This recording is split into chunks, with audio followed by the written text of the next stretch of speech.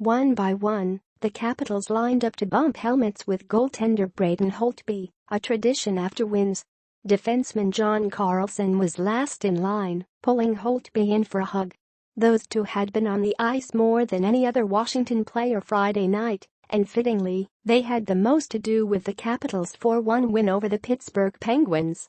In one of Washington's most complete games of the season, and against the defending Stanley Cup champions, Carlson logged 28:43 of ice time and had a goal and an assist, his power play shot leading to the Capitals' 2 goals on that unit. Holtby made 27 saves, several from point-blank range, the team's best penalty killer on a night when Washington's special teams out-dueled Pittsburgh's. This win was his 200th, making him the second fastest goaltender to reach that milestone, behind only the great Ken Dryden. "It's a cool accomplishment, I guess, but it really doesn't mean anything in the end," Holtby said. "It shows that I'm getting up there in years. That's about it. Obviously, it's an honor to be in the same sentence as him, but I think, with him and me, I think that those teams that we've been fortunate to play on helped you get there. That's just luck in some ways." Chandler Stevenson's wild month continues with promotion to top line.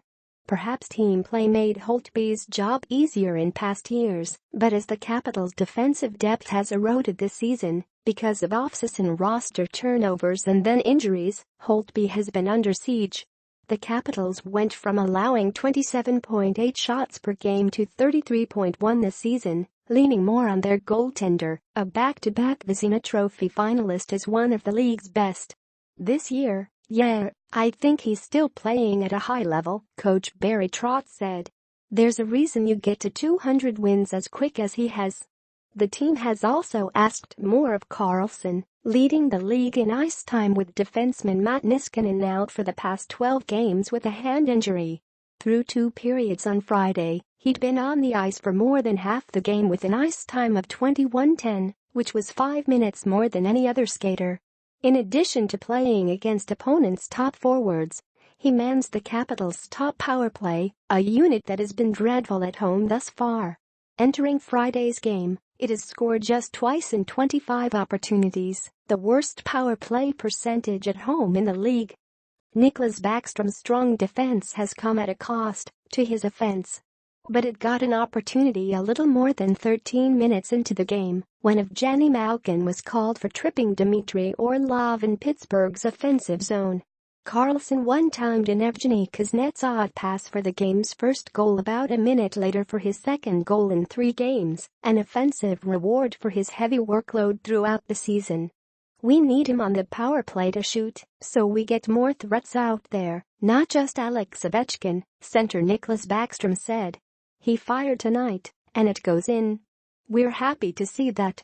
The Penguins tied at 8:26 into the second period when Phil Kessel's pass to Malkin across the crease was inadvertently knocked into the net by Orlov, an own goal that stung.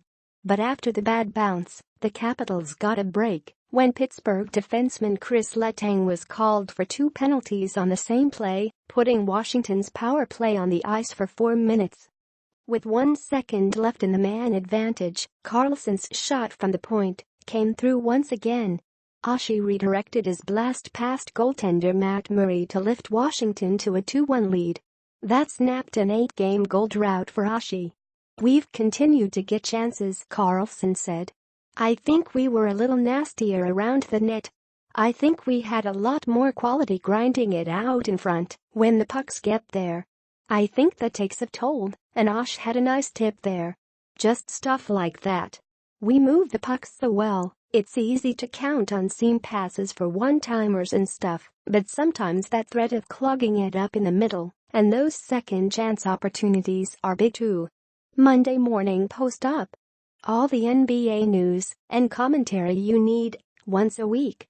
Sign up. It was the Capitals' penalty kill that then started in the third period.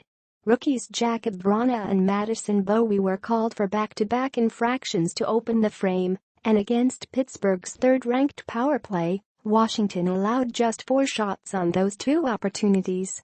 Like the power play, The Capitals' penalty kill has had its rough patches, allowing a league-worst 15 power play goals this season. Chandler Stevenson's goal with less than 7 minutes left in the game was insurance, and then Vrana added an empty net goal late. These two teams were the class of the NHL last season, boasting the league's two best records. But salary cap constraints this summer coupled with the Vegas expansion draft necessitated roster turnover, and it brought both teams back to the pack. Entering Friday's game, 3 points separated Washington and Pittsburgh in the standings, with the Capitals having played one fewer game. Considering both teams have had their struggles, their rivals played up to the occasion. And for the Capitals, the victory showed they can still rise up to meet the challenge of the defending champions. "We're recognizing what works for this group and how we have to play and what doesn't work," Trotz said. "We're sort of building our game, if you will, so we can sustain something that will hopefully get us some more victories."